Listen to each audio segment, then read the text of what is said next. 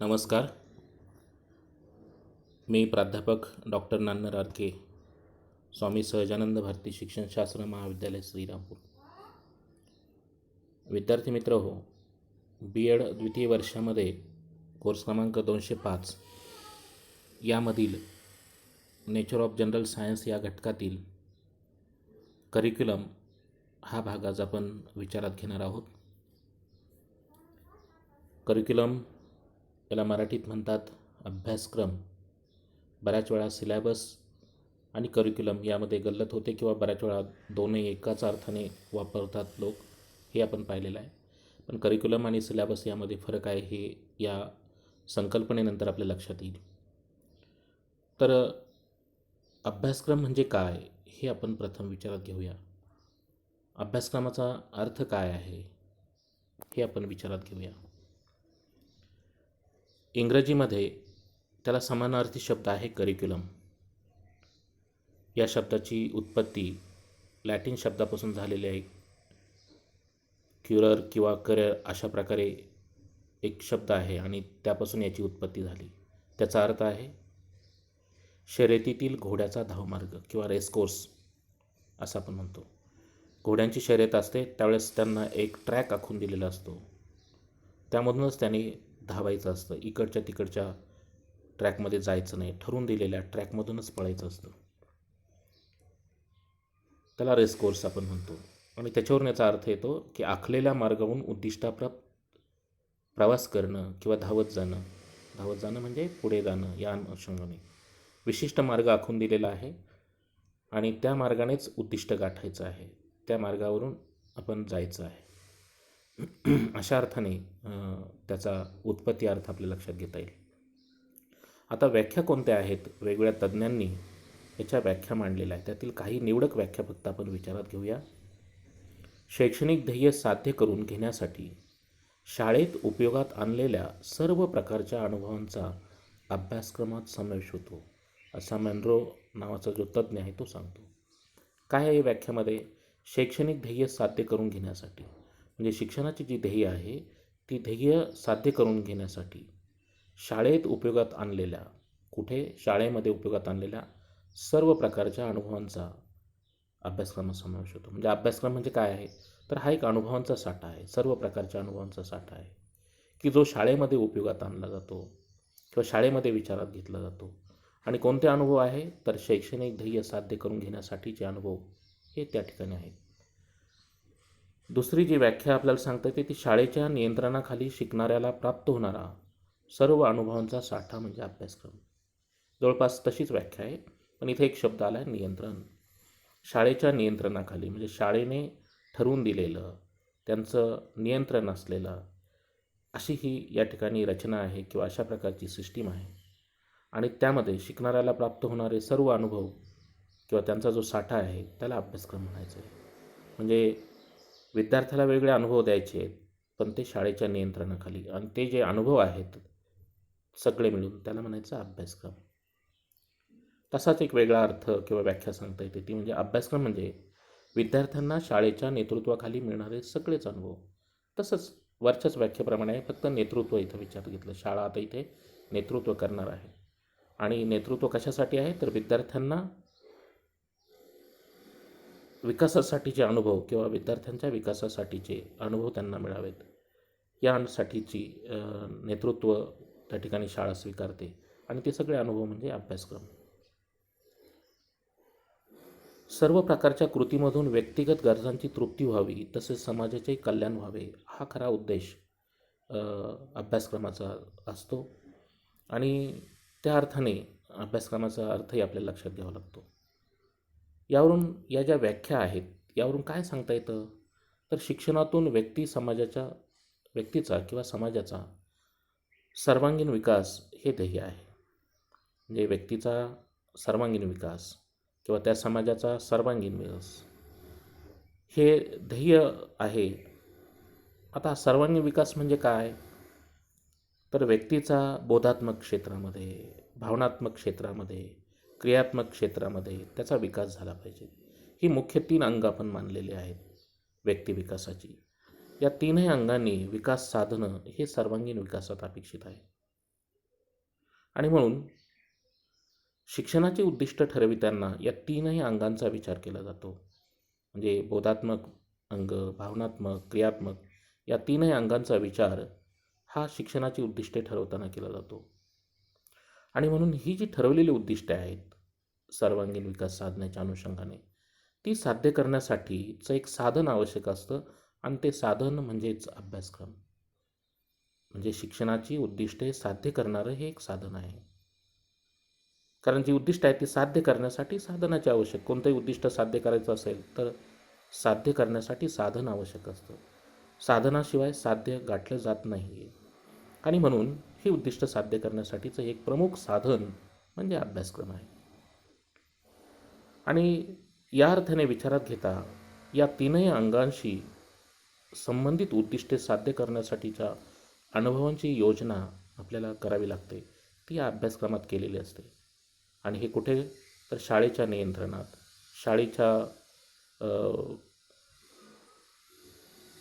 शाळेमध्ये म्हणूया किंवा शाळेच्या नेतृत्वाने हे सगळं त्या ठिकाणी घडून यावं यासाठीचा जो भाग आहे, हे जे अनुभव आहे त्याला आपण अभ्यासक्रम असं म्हणतो. आता आपल्याला फरक पाहायचा असेल, जसं आपण म्हटलं की पाठ्यक्रम आणि अभ्यासक्रम यामध्ये बऱ्याच वेळा लोक गल्लत करतात किंवा ते दोन्ही समानार्थाने असं म्हणतात. तर काय फरक आहे? तर अभ्यासक्रमाची जसं शिक्षणाची उद्दिष्ट गाठण्यासाठीचं साधन अभ्यासक्रम आहे, तसंच अभ्यासक्रमाची पण उद्दिष्ट असतात. आणि ती उद्दिष्ट साध्य करण्याची जी साधनं आहेत त्यातील एक साधन म्हणजे पाठ्यक्रम आहे. म्हणजे अभ्यासक्रम हा व्यापक आहे संकल्पना आणि पाठ्यक्रम त्याचा एक भाग आहे की ज्यामध्ये एका इयत्तेचा एका विषयाचा क्रमबद्ध रचना ही विचारात घेतली जाते. म्हणजे इथे फक्त एका इयत्तेचा एका विषयाचा विचार आहे.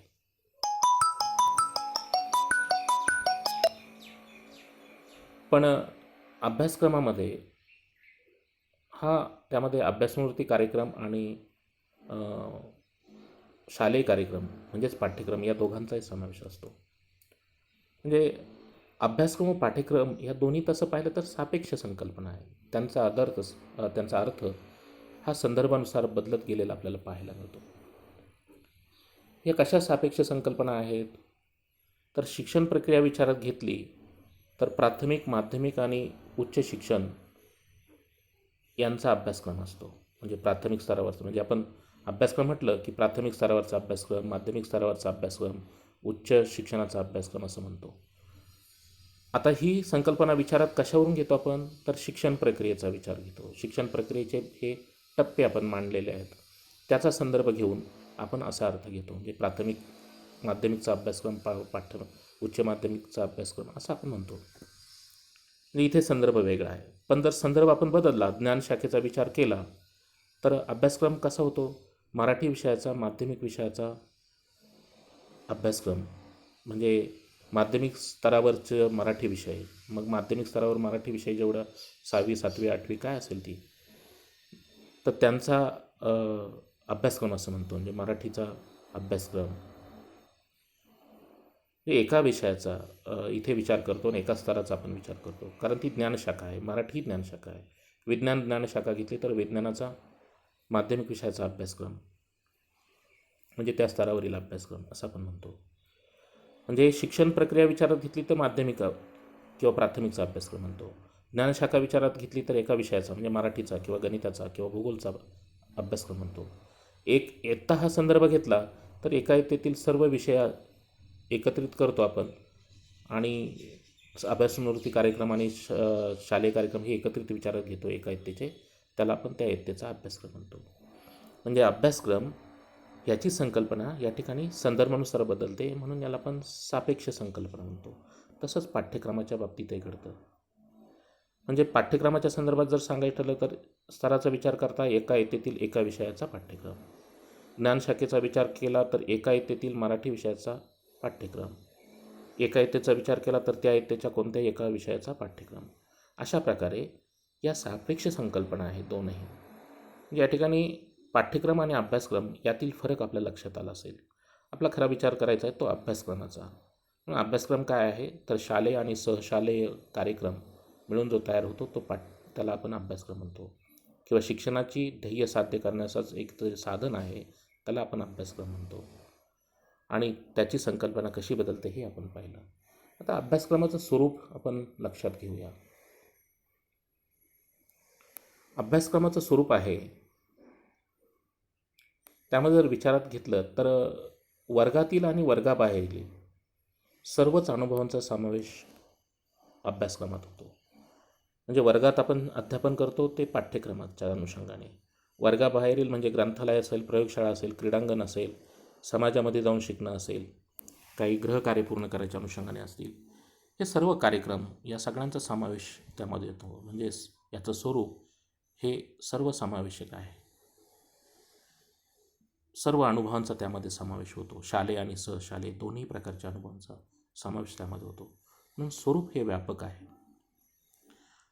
तसंच दुसरा एक स्वरूपाच्या बाबतीत आपल्याला सांगता येतं की अभ्यासक्रमाचं स्वरूप हे कालानुरूप बदलतं किंवा बदलत असतं.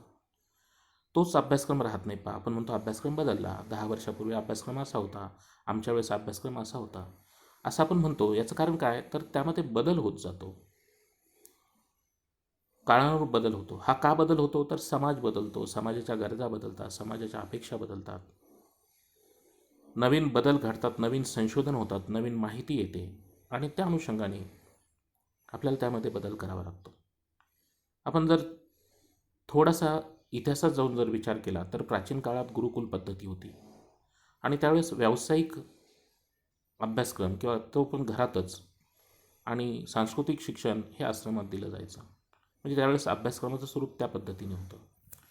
पुढे काळ बदलला तर मध्ययुगीन काळात आपण आलो तर अभ्यासक्रमावर धर्मसंस्थांचा प्रभाव आपल्याला पाहायला मिळतो आणि मग धार्मिक शिक्षणावर भर तशा प्रकारचा अभ्यासक्रम आपल्याला पाहायला मिळतो.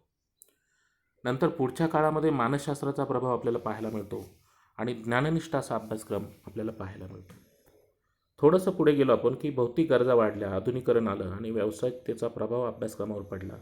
म्हणून औद्योगिकरणाच्या काळामध्ये आपल्याला अभ्यासक्रमामध्ये बदल झाला. मग तांत्रिक शिक्षण, इंजिनिअरिंग, ITI वगैरे वगैरे आपण म्हणतो, तशा प्रकारचे किंवा तशा स्वरूपाचा अभ्यासक्रम आपल्याला पाहायला मिळतो. आणि म्हणून अभ्यासक्रमाचं स्वरूप हे नेहमी बदलत असतं आणि ते बदलत असतं. आता जर आत्ताच्या काळात पाहिलं तर ज्ञान आणि माहिती देणारा अभ्यासक्रम जाऊन आता विद्यार्थ्यांकडून क्रिया करून घेणं, प्रत्यक्ष अनुभव देणं, वर्तनाला वळण लावणं, वैयक्तिक व सामाजिक कार्यक्षमता निर्माण करणं, परिस्थितीशी योग्य समायोजन साधण्यास त्यांना सहाय्य करणं, या बाबींचा विचार हा अभ्यासक्रमात केला जातो. हे का घडतं आहे, तर तशा प्रकारची समाजाची गरज आहे, व्यक्तीची गरज आहे. काळ बदलतो आहे आणि म्हणून त्याप्रमाणे बदल आपल्याला करावे लागतात. म्हणून अभ्यासक्रमाचं स्वरूप हे सर्वसमावेशक आहे, व्यापक आहे, बदलणारं आहे. ही गोष्ट आपण लक्षात घेणं या ठिकाणी अपेक्षित आहे. स्वरूपामध्ये अजून काय सांगता येतं, तर अभ्यासक्रमाचा जर विचार केला तर तो काही घटकांनी मिळून बनलेला असतो. साधारणपणे 5 घटक अभ्यासक्रमाचे विचारात घेतले जातात. पहिला जो घटक आहे तो आहे ध्येय आणि उद्दिष्ट. ध्येय आणि उद्दिष्ट म्हणजे काय, तर पाठ्यक्रमाचं नेमकं अभ्यासक्रमाचं नेमकं ध्येय काय आहे आणि त्या ध्येयाच्या अनुषंगाने उद्दिष्टे काय आहेत ही विचारात घेतली जातात. हा घटक अत्यंत महत्त्वाचा आहे.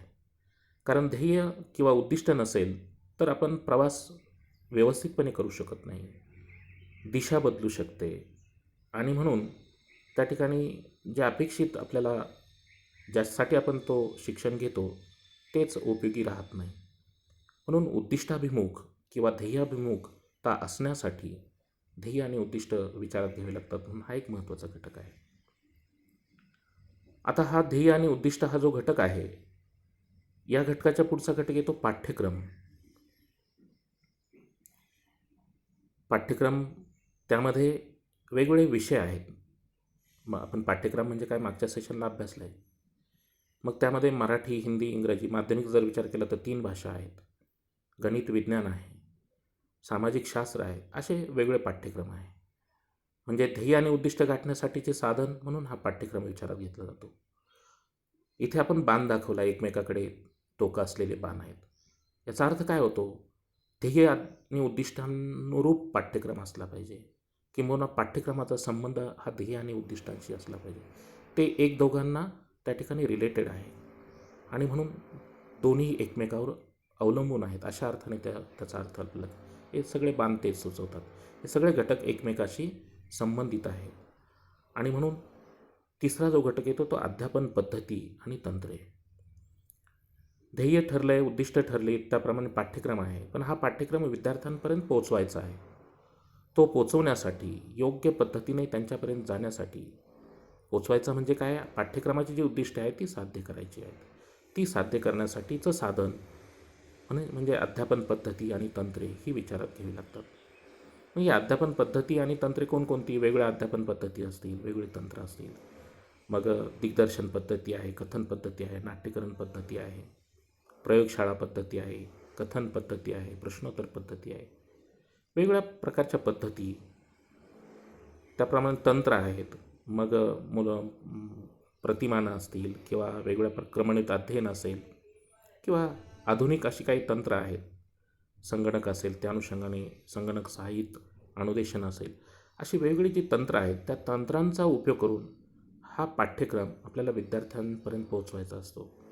विद्यार्थ्याला शिक्षणासाठी तयार करायचं किंवा त्याला मदत करायची तर या पद्धतींचा तंत्रांचा वापर हा आपल्याला करावा लागतो. म्हणून हा एक महत्त्वाचा घटक आहे. याशिवाय आपण पुढे जाऊ शकत नाही. आणि म्हणून पाठ्यक्रमाची उद्दिष्ट साध्य करण्याचं तंत्र आणि साधनं विचारात घेता अध्यापन पद्धती आणि त्याची जी तंत्रे आहेत त्या अनुषंगाने येणारी ही अत्यंत महत्त्वाची आहे. ही पुन्हा पाठ्यक्रमाशी किंवा त्याच्या आशयाशी संबंधित असावी. म्हणजे अध्यापन पद्धती पाठ्यक्रम हे अध्यापन पद्धती आणि तंत्र हे पाठ्यक्रमाशी रिलेटेड असली पाहिजे, त्याच्याशी संबंधित असली पाहिजे, त्यामध्ये समन्वय असला पाहिजे. आणि पुढचा घटक येतो तो म्हणजे शैक्षणिक साधनं व माध्यमं. अध्यापन पद्धती तंत्र आपण वापरतोय, परंतु विद्यार्थ्याला या अध्यापन पद्धती आणि तंत्रांच्या साहाय्याने जे अनुभव द्यायचे आहेत ते देत असताना आपल्याला प्रत्येक वेळा प्रत्यक्ष अनुभव देणं शक्य नसतं. खरं तर प्रत्यक्ष अनुभवातून जास्त शिकलं जातं किंवा शिक्षण होतं किंवा अध्ययन होतं, परंतु काही गोष्टींच्या मर्यादा लक्षात घेता हे शक्य होत नाही. म्हणून अगदी खऱ्या अनुभवासारखाच तंतोतंत त्यासारखाच अनुभव देण्यासाठी आपल्याला शैक्षणिक साधनांचा आणि माध्यमांचा उपयोग करावा लागतो.